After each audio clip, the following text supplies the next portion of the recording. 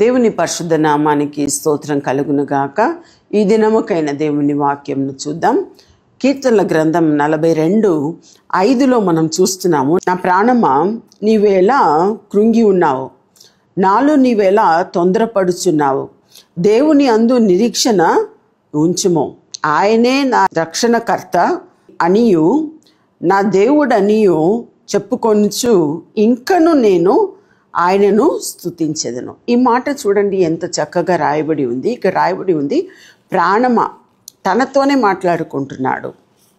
ఇక్కడ రాయబడి ఉంది, నా ప్రాణమా, నా ప్రాణమా అంటున్నాడు. ఇంకొకరి గురించి చెప్పట్లేదు. నీవు ఎలా కృంగి ఉన్నావు. మీరు మీతో అలా మాట్లాడుకుంటారా ఎప్పుడైనా? నేను మాట్లాడుకుంటాను. నువ్వు ఎందుకు సోలిపోయినావు, నువ్వు ఎందుకు ఇలా ఉన్నావు అలా చెప్పి మనమే మాట్లాడుకుంటాం కదా. ఇక్కడ కూడా అలాగే రాయబడి ఉంది, నా ప్రాణమా నీవేలా కృంగి ఉన్నావు, నాలో నీవేలా తొందరపడుచున్నావు. అంటే కొన్నిసార్లు మనం తొందరపడుచు ఉన్నాం, కలవరపడుతూ ఉంటాం కదా. అంటే మనకే కొన్నిసార్లు ఏమంటాం, నీవెలా కృంగి ఉన్నావు, ఎందుకు కృంగిపోయినావు, ఎందుకు తొందరపడుచున్నావు. కొన్నిసార్లు తొందరపడుతాం, అప్పుడు ఏమంటారు, ఎందుకు తొందరపడుతున్నావు. ఇక రాయబడు, దేవుని అందు నిరీక్షణ ఉంచుము. ఎందుకు తొందరపడుతున్నావు నా ప్రాణమా, ఎందుకు కృంగి ఉన్నావు నా ప్రాణమా. ఏం చేయాలంట, ఇక రాయబడి ఉంది, దేవుని అందు నిరీక్షణ ఉంచుము. ఏం చేయాలి, తొందరపడకుండా, ఇంకేంటి, కృంగిపోకుండా. కృంగిపోవడము కానీ తొందరపడము కానీ అది మనకు మంచిది కాదు.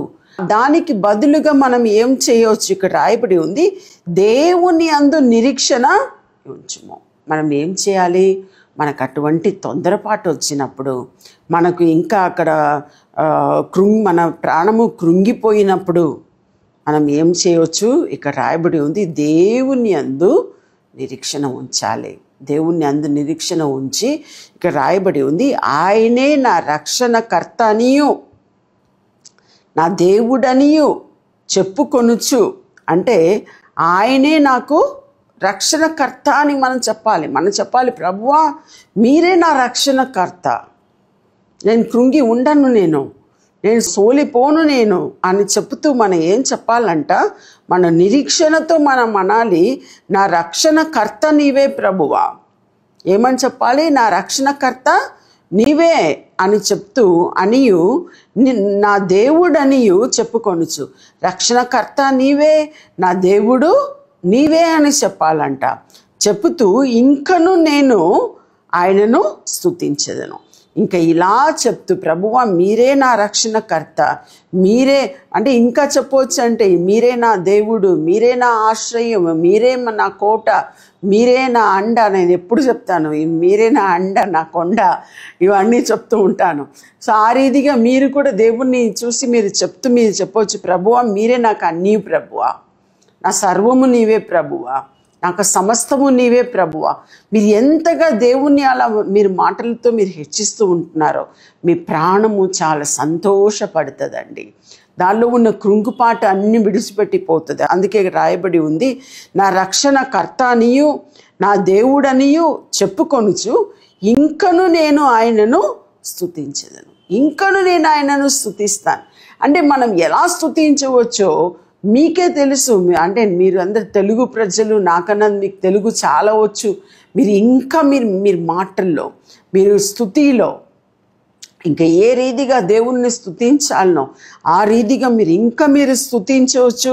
ఆ రీతిగా స్తుతించినప్పుడు దేవుడు తప్పకుండా విని మీ జీవితంలో సంతోషము, మీ జీవితంలో సమాధానము, మీ జీవితంలో కావలసిన అన్ని మేళ్ళతో ఆయన మిమ్మల్ని నింపి మిమ్మల్ని తప్పకుండా ఆశీర్వదిస్తాడు. అటు రీతిగానే మిమ్మల్ని ఆశీర్వదించాలని నేను కోరుకుంటున్నాను. ప్రార్థన చేద్దాం. ప్రభువానికి స్తోత్రం చెల్లిస్తున్నాం తండ్రి.